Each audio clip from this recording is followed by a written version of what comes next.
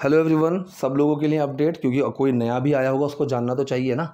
Basics से अगर आपको इंग्लिश क्लासेस लेनी है तो सुबह 9 बजे के का बैच है और रात के 11 बजे का भी बैच है।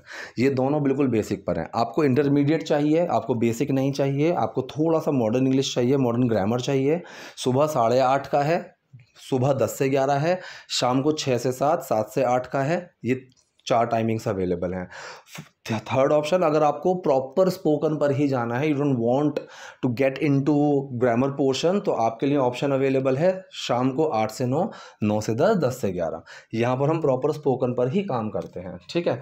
और कुछ बच्चों का ना एक कंसर्न ये रहता है कि सर मुझे लिखना आता है, पढ़ना आता है, समझ में आता है। ऊपर व्हाट्सएप नंबर दिया हुआ है, आप कुछ भी इंक्वायरी करना चाहो कर सकते हो। हाँ, तो हमारा मेजर जो कंसर्न है कि लिखना आता है, समझ में आता है, सामने वाला कितना भी अच्छा बोल रहा हो, लेकिन बोलते टाइम हम ब्लैंक हो जाते हैं। सीधी सी बात, आपका सबकॉन्शियस माइंड रेडी नहीं है अभी उस चीज़ के लिए। आप कॉन्शियसली चीज़ें समझ जाते हो, सबकॉन्शियसली समझ जाते हो, लेकिन बोलने के लिए कॉन्शियस माइंड का रेडी होना, तैयार होना बहुत ज़्यादा ज़रूरी है।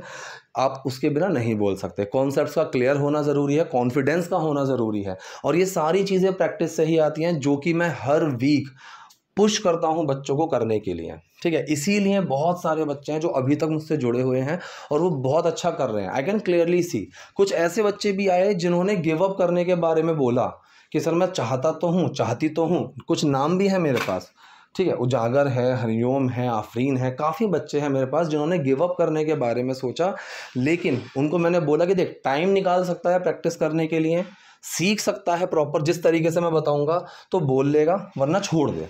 उन्होंने कहा कि चलो ठीक है सर, एक लास्ट अटेम्प्ट मारकर देखते हैं, आप जो बोलोगे मैं वही करूंगा। उन्होंने एग्जैक्ट वही किया और आज वो बहुत अच्छा बोल रहे हैं, ठीक है। तो सारी चीज़ आपको गाइडेंस, प्रैक्टिस, बेसिक क्लियर करना, यही सारी चीज़ें हैं, ठीक है। तो अगर आपको कोई भी क्लास के रिगार्डिंग इंक्वायरी करनी है, ऊपर नंबर दिया हुआ, आप उससे कनेक्ट कर सकते हैं। तो आज की वीडियो से हम शुरू करते हैं। देखिए, पहला सेंटेंस है यहाँ पर, हालांकि मैं मुंबई से हूँ। हालांकि को हम ऑल दो या दो करके दोनों में बात कर सकते हैं। दो के अलग यूजेस भी होते हैं। एक तो दो का यूज़ हालांकि के सेंस में होता है, जो कि कैजुअल हालांकि है। ऑल दो थोड़ा सा फॉर्मल होता है। और दो का यूज़ लेकिन के सेंस में भी जाता है, ठीक है। जैसे मैंने कहा कि मैं जाना तो चाहता हूँ, ठीक, आई डोंट हैव टाइम दो, but I don't have time या फिर आई डोंट हैव टाइम दो एक ही बात है, लेकिन मेरे पास टाइम नहीं है। तो दो के ये दो यूज़ होते हैं। ऑल दो का जो यूज़ होता है वो एक फॉर्मल हालांकि होता है। इसने कहा हालांकि मैं मुंबई से हूँ। ऑल दो आई बिलोंग टू, यहाँ पर बहुत से बच्चे हैं, मतलब 80% बच्चे बोलते हैं I am belong to. I am नहीं होता है, आई बिलोंग टू। ये प्रेजेंट इंडेफिनिट सेंटेंस है। बिलोंग टू एक एक्शन है, तो यहाँ पर डू छुपा हुआ है, तो सेंटेंस बनेगा आई बिलोंग टू मुंबई। मैं मुंबई से बिलोंग करता हूँ या करती हूँ। तो मैंने सोचा कि मुझे फ़ायदा है। मैंने सोचा, पास्ट इंडेफिनिट सेंटेंस है, तो के लिए मैंने सो लगा दिया। आप चाहो तो देन भी लगा सकते हो, कोई प्रॉब्लम नहीं है। मैंने सोचा, पास्ट इंडेफिनिट का सिंपल सेंटेंस है। फॉर्मेशन क्या होती है, आई डिड थिंक। डिड लगा थिंक के अंदर और थिंक के सेकंड फॉर्म बन गए आई थॉट। मैंने सोचा, आई थॉट, कि एक फ़ायदा है मुझे कुछ है, मेरे पास कुछ है। ये सेंटेंस पोजेशन के होते हैं, कई बार समझा चुका हूँ। इसमें क्या होता है, हैव को हम एक एक्शन की तरह ट्रीट करेंगे, तरह होता नहीं है एक्शन, एक्शन की तरह ट्रीट करेंगे, तो ये सेंटेंस पास्ट इंडेफिनिट ही है। डिड छुपा हुआ है हैव के अंदर और हैव की सेकंड फॉर्म बनी हुई है had. I had an advantage, मेरे पास एक एडवांटेज था। तो सेंटेंस क्या बना, तो मैंने सोचा कि मुझे फ़ायदा है, so I thought that I had an advantage. बाकी लोगों की तरह मुझे किराया नहीं देना होगा, बाकी लोगों की तरह, लाइक मैनी अदर्स, ठीक है। अदर और अनदर दोनों में काफ़ी फ़र्क होता है, हमने अभी क्लास में डिस्कस भी किया है। तो जो हमारी संडे को क्लास भी रहेगी, स्पेशल क्लास जो रहती है संडे को, उसमें हम इन्हीं छोटे छोटे से टॉपिक्स के ऊपर बात करते हैं जो कि कन्फ्यूजिंग हैं, ठीक है। जैसे एज मच एज हो गया, my self, bye my self हो गया। हमने उसी में इस क्लास में ऊपर भी टॉपिक पर बात की थी कि जहाँ पर हम अनदर और अदर की बात करते हैं, हमने इस चीज़ के ऊपर ही वहाँ क्लास में ली थी। तो अनदर का मतलब एक और के सेंस में जाता है और अदर का मतलब कोई और के सेंस में जाता है। तो इसने कहा लाइक मैनी अदर्स, दूसरे लोगों की तरह, कोई और, हटा के, मिला के नहीं, हटा के, like many others I wouldn't have to pay rent, मुझे रेंट नहीं पे करना पड़ेगा। जिनको नहीं पता कि यहाँ वुड क्यों आया, क्योंकि पास्ट में फ्यूचर की बात हो रही है, ठीक है जी। विल का सेंस आएगा, हमने तो यही सीखा ना, गा गी गे तो विल लगाएंगे, लेकिन नहीं, यहाँ पर विल नहीं आएगा, यहाँ पर आएगा वुड, कि मुझे नहीं पे करना पड़ेगा। तो यहाँ पर पास्ट में बैठ के फ्यूचर की बात हो रही है, तो हम यहाँ पर वुड का इस्तेमाल करेंगे। So like many others I wouldn't have to pay rent, मुझे रेंट पे नहीं करना पड़ेगा। यहाँ पर जो एक्शन है, नहीं देना होगा, करना है, करना होगा, करना था, ऐसे सेंटेंस में हम need to, have to, want to, suppose to, is to, am to, are to, इनका ही यूज़ करते हैं। इस चीज़ के ऊपर भी हम क्लास में डिस्कस अच्छे से कर चुके हैं। तो like many others I wouldn't have to pay rent, बाकी लोगों की तरह मुझे रेंट नहीं देना होगा। मेरा परिवार चाहता था कि मैं इंजीनियर बनूं, तो मेरा परिवार चाहता था, माई फैमिली वॉन्टेड, वो चाहते थे। इसकी फॉर्मेशन मैंने कई बार समझाई हुई है। पहले वांट आ जाएगा, जो चाहता था उसके साथ, फिर आएगा वो पर्सन जिससे चाहते थे, उसके बाद टू लगाना है, और फिर जो चाहते थे वो लगाना है। यही फॉर्मेशन रहती है। मैं चाहता हूँ कि तुम मेरे साथ चलो, तो मैं चाहता हूँ, सो आई वांट, किससे, तुमसे, यू, फिर टू लगाना है, आई वांट यू टू, फिर क्या चाहता हूँ, मेरे साथ चलो, कम विद मी। सो सेंटेंस क्या बना, I want you to come with me. इसी तरह से यहाँ पर सेंटेंस बना, मेरा परिवार चाहता था, so my family wanted, past indefinite sentence है ना। तो सेंटेंस क्या आया, माई फैमिली वॉन्टेड, मेरा परिवार चाहता था, किससे, मुझसे, me to, my family wanted me to, मैं इंजीनियर बनूं, so my family wanted me to become an engineer, तो मेरी फैमिली चाहती थी कि मैं इंजीनियर बनूं। ठीक है। उन्हें क्या पता था कि मेरा कुछ और प्लान है, उन्हें क्या पता था, मुझे क्या पता था वो ऐसा निकलेगा, उसे क्या पता था कि मैं वहाँ हूँ। जब भी इस तरह की फ्रेमिंग आएगी आपके पास, तो आपके पास एक टर्म है यूज़ करने के लिए, little did dash know. Dash में उस इंसान को लगा देना जिसको क्या पता था। जैसे मैंने कहा मुझे क्या पता था, so little did I know. उन्हें क्या पता था, लिटिल डिड दे नो। ठीक है। न्यू नहीं आना है क्योंकि डिड बाहर आ चुका है, तो फर्स्ट फॉर्म ही आएगी। दिमाग मत लगाना कि यहाँ पर सेकंड फॉर्म क्यों नहीं आई है, पास्ट की बात चल रही है, क्योंकि डिड बाहर बैठे हुए हैं। तो सेंटेंस क्या बना, उन्हें क्या पता था, लिटिल डिड दे नो, कि मेरा कुछ और प्लान है। ठीक, यहाँ पर आई हैव भी लगा सकते हो और आई हैड भी लगा सकते हो, बात पास्ट की हो रही है। ठीक है। So I had some other plans, मेरे अलग प्लान्स हैं, तो फिर से अदर का यूज़ हुआ, ना कि अनअदर का। ठीक है। So I had other plans, कि मेरे कुछ और प्लान्स थे। शुरू शुरू में वो ये सब मानने और मेरा साथ देने को तैयार नहीं थे। ठीक है।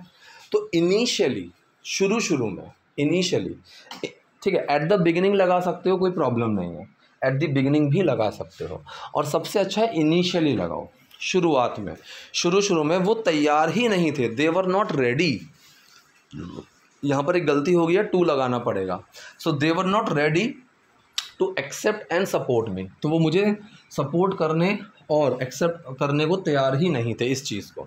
सो initially they were not ready to accept and support me. ठीक है। ठीक है। नेक्स्ट, ना चाहते हुए भी मुझे अपने परिवार से कुछ दिन दूर रहना पड़ा। ना चाहते हुए भी मतलब रिलक्टेंटली। ठीक है। ना चाहते हुए को हम बोलते हैं रिलक्टेंटली। ठीक, बहुत से लोग इसके लिए बहुत सारी टर्म्स निकाल देंगे, even if I didn't want to.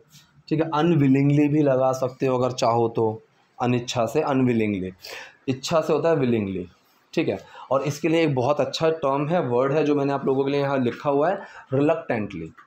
ठीक है। अनिच्छा से, ना होते, इच्छा ना होते हुए भी।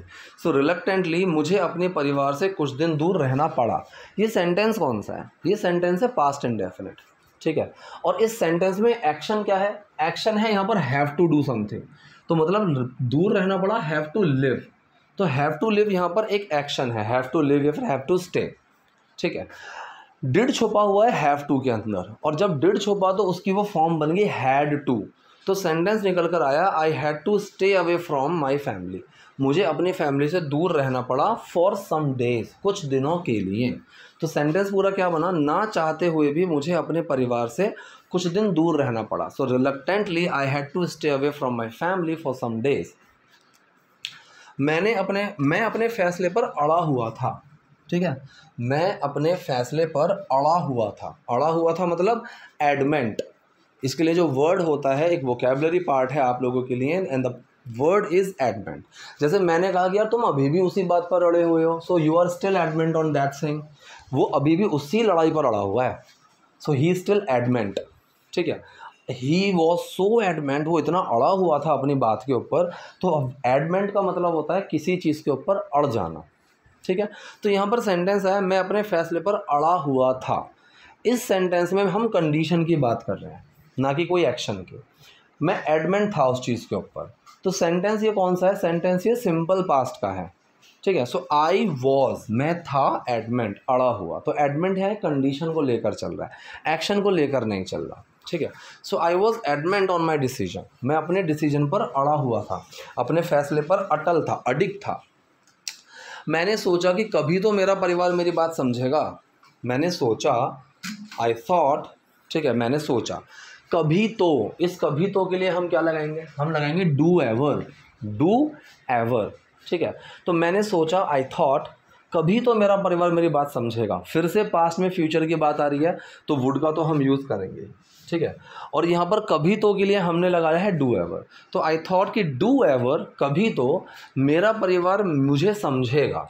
तो यहाँ पर वुड का हम इस्तेमाल करेंगे।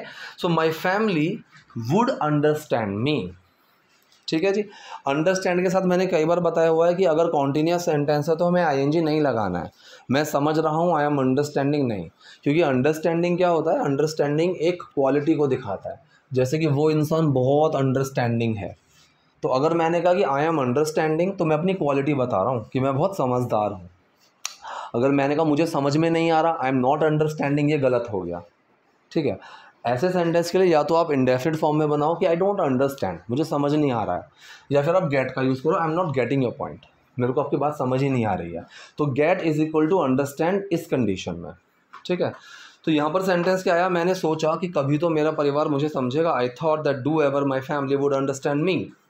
बहुत से लोग नहीं जानते कि मैंने सहायक निर्देशक के रूप में काम किया है, मतलब असिस्टेंट डायरेक्टर, ठीक है। तो वो कह रहा है कि नॉट मैनी पीपल नो, ठीक है। आप इसको अलग तरीके से बना सकते हो कि lots of people don't know, ठीक है, मैनी पीपल डोंट नो, आप ऐसे भी बना सकते हो, कोई प्रॉब्लम नहीं है। प्रेजेंट इंडेफिनिट में बनाओ, सब्जेक्ट आ गया मैनी पीपल, हेल्पिंग वर्ब आ गई डू, साथ में आ गया नॉट, एक्शन आ गया नो, कोई प्रॉब्लम नहीं है, सेंटेंस बिल्कुल सही है। लेकिन इसने क्या बोला कि नॉट मैनी पीपल नो, कि ज़्यादा लोग नहीं जानते हैं, ठीक है। दैट कि आई हैव वर्कड, मैंने काम किया है एज एन असिस्टेंट डायरेक्टर, एक असिस्टेंट डायरेक्टर के तौर पर, के रूप में। अब हमने एज के ऊपर भी डिटेल क्लास ली है, जितना उतना एज, ठीक है, इसके ऊपर हमने डिटेल्ड क्लास लिया, वहाँ पर मैंने समझाया था। तो आई होप आप उससे रिलेट कर पाओगे, ठीक है। तो not many people know that I have worked as an assistant director, मैंने के रूप में काम किया है। मैंने अनुराग कश्यप के साथ काम किया है, फिर से प्रेजेंट परफेक्ट सेंटेंस आ गया। प्रेजेंट परफेक्ट सेंटेंस के साथ ना एक बहुत बड़ी कन्फ्यूजन ये है बच्चों को कि वो चुका है चुकी है के पीछे भागते हैं। और मैंने 100 बार समझाया है कि सिर्फ चुका है चुकी है के पीछे मत भागो। अगर भागना भी है, सबसे पहले तो आपको सेंटेंस का सेंस समझ में आना चाहिए, लेकिन अगर आपको रटना भी है तो उसको पूरा ढंग से रटो। चुका है चुकी है, लिया है ली है, या है ही है, ये सारे कॉन्सेप्ट आपको 90% केसेस में प्रेजेंट परफेक्ट के अंदर ही मिलेंगे, ठीक है। तो मैंने अनुराग कश्यप के साथ काम किया है, तो ये भी प्रेजेंट परफेक्ट है, सिंपल सेंटेंस है, subject plus helping verb plus action, यही फॉर्मेशन आएगी। तो आई सब्जेक्ट आ गया, हेल्पिंग वर्ब हैव, एक्शन की कौन सी फॉर्म आती है प्रेजेंट परफेक्ट में? Third form. So I have worked with Anurag Kashyap, मैंने अनुराग कश्यप के साथ काम किया है। So I have worked with Anurag Kashyap, ठीक है। तो ये थी आज की वीडियो, आज के सेंटेंसेस। आई होप वीडियो आपको यूजफुल रही होगी। कोई डाउट कोई क्वेरी हो so do let me the comment section. Video पसंद है लाइक कीजिए, नए हैं लाइक सब्सक्राइब दोनों कीजिए। Thank you.